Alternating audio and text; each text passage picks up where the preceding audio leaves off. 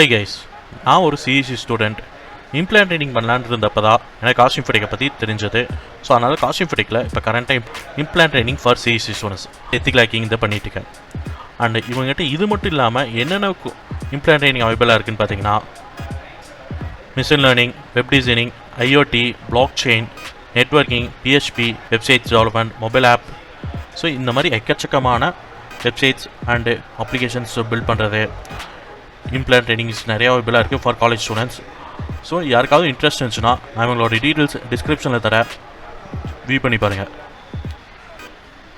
Phishing அட்டாக்னா என்ன? Phishing அட்டாக்னா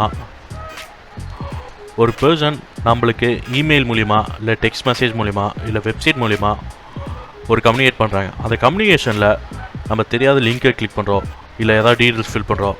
அந்த டீட்டெயில்ஸை அவங்க ஹைஜாக் பண்ண முடியும். அண்ட் என்னென்ன விஷயத்தெல்லாம் ஹைஜாக் பண்ண முடியும்னா, ஒரு ஃபேக் லாகின் பேஜ் க்ரியேட் பண்ணி நம்மளோட யூசர் நேம் பாஸ்வேர்ட்ஸை ஹைஜாக் பண்ணலாம்.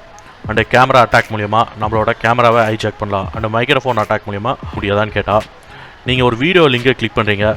அந்த வீடியோ லிங்கை கிளிக் பண்ணுறப்ப உங்களுக்கு பேக்ரவுண்டில் பார்த்தா ஒரிஜினல் பேஜ் மாதிரியே தான் இருக்கும். இப்போ கூகுள் லாகின் பேஜ், இப்போ ஜிமெயிலோட லாகின் பேஜ் மாதிரியே இருக்கும். ஆனால் நீங்கள் டீட்டெயில்ஸ் எல்லாம் ஃபில் பண்ணுறப்ப உங்களுக்கு லாகின் ஆகிற மாதிரியே இருக்கும். ஆனால் லாகின் ஆகாது. பட் பேக்ரவுண்டில் உங்களோட டீட்டெயில்ஸ் எல்லாம் ஹேக்கருக்கு போயிடும்.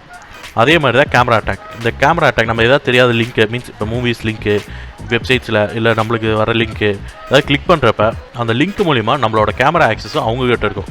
நம்மளை ஒரு செகண்டுக்கு ஃபோட்டோஸ் எடுத்து அந்த பர்சனுக்கு சென்ட் பண்ணோம். அண்ட் அதே மாதிரி தான் மைக்ரோஃபோன் அட்டாக். மைக்ரோஃபோனும் இது மூலிமா என்ன ஆகுனா, நம்ம கிளிக் பண்ணி நம்ம ஏதோ வெப்சைட்ஸாக பார்த்துட்டு மாதிரி இருக்கும். ஆனால் பேக்ரவுண்டில் நம்ம என்னென்ன பேசுகிறோம் எல்லா விஷயமும் அந்த மைக்ரோஃபோன் ரெக்கார்ட் பண்ணி அந்த பர்சனுக்கு சென்ட் பண்ணிகிட்டே இருக்கும். அது எப்படி சென்ட் பண்ணணும்னா, வித்தின் 2 செகண்ட்ஸில் எனக்கு சென்ட் பண்ணிகிட்டே இருக்கும். அவங்க அந்த 2 செகண்ட்ஸை மெர்ச் பண்ணாங்கன்னா நான் என்னென்ன பேசியிருக்கேன் ஃபுல்லாமே அவங்களுக்கு ஈஸியாக கிடைக்கும். அப்போ அதனால தான் நம்மளுக்கு தெரியாத லிங்க்கை எதுவுமே கிளிக் பண்ணக்கூடாது, இந்த தெரியாத மெசேஜை எதுவும் ஓப்பன் பண்ணக்கூடாது. ஸோ இது இருந்தாவே நம்ம ஈஸியாக ப்ரொடெக்ட் பண்ணலாம்.